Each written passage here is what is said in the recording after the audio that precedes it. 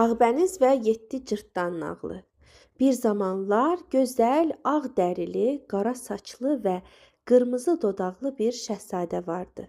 Adı Ağbəniz idi. Onun ögey anası, yəni kraliçası isə çox qısqanc və paxıl bir qadın idi. Kraliçanın sehirli bir güzgüsü vardı. Hər səhər güzgüyə baxıb soruşurdu. Güzgü, de görüm, bu dünyada ən gözəl kimdir? Güzgü həmişə cavab verirdi. Sizsiz, ey kraliça, sizsiz. Amma bir gün Ağbəniz böyüyüb kraliçadan daha gözəl oldu. Kraliça yenə soruşanda güzgü belə dedi. Bağışlayın kraliça, amma indi Ağbəniz dünyada ən gözəldir. Kraliça çox qəzəbləndi və ovçu çağırıb Ağbənizi meşəyə aparıb öldürməsini əmr etdi. Lakin ovçu Ağbənizin məsumluğuna dözə bilmədi və ona qaçmağı məsləhət gördü. Ağbəniz qorxaraq meşəyə qaçdı, tək qaldı. Çox gəzdikdən sonra meşənin dərinliyində kiçik şirin bir ev tapdı.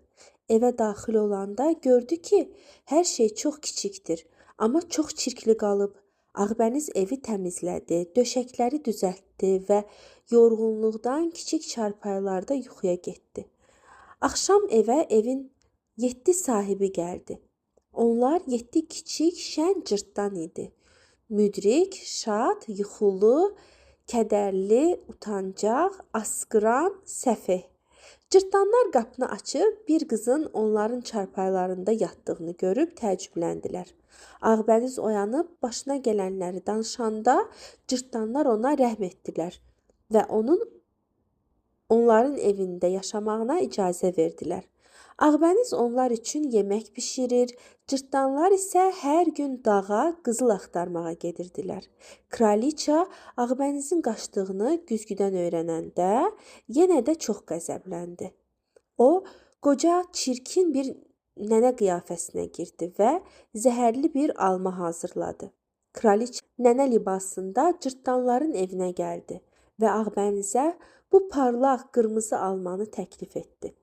Cırtdanların xəbərdarlığına baxmayaraq Ağbəniz almanın yalnız bir tikəsini yedi və yerə yıxıldı. Zəhər onu dərin, sehirli bir yuxuya qərq etmişdi. Cırtdanlar gəlib Ağbənizi yerdə gördülər və çox ağladılar. Onlar kraliçanı tutub cəzalandırdılar. Ağbənizi o qədər çox sevirdilər ki, onu bastırmadılar. Əksinə şüşədən hazırlanmış gözəl bir tabuta qoydular ki, hər zaman onu seyr edə bilsinlər. Bir neçə il sonra at belində gəzən yaraşıqlı bir şahzadə cırtdanların yanından keçirdi.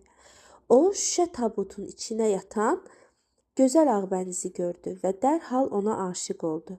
Şahzadə cırtdanlardan xahiş etdi ki, Ağbənizi ona versinlər. Cırtdanlar razılaşdılar. Şahzadənin adamları tabutu qaldıranda birdən tabut yerə düşdü və Ağbənizin boğazında qalan zəhərli alma parçası xaric oldu. Ağbəniz gözlərini açdı və sehirli yuxudan oyandı. O şahzadəni gördü və dərhal ona aşiq oldu. Şahzadə Ağbənizi öz sarayına apardı və onlar böyük bir toy etdilər. Ağbəniz və şahzadə uzun illər xoşbəxt yaşadılar. Bugünlük də bu qədər əziz dostlar. Sabah eyni saatda Naranın nağıllarında görüşərik. Hələlik.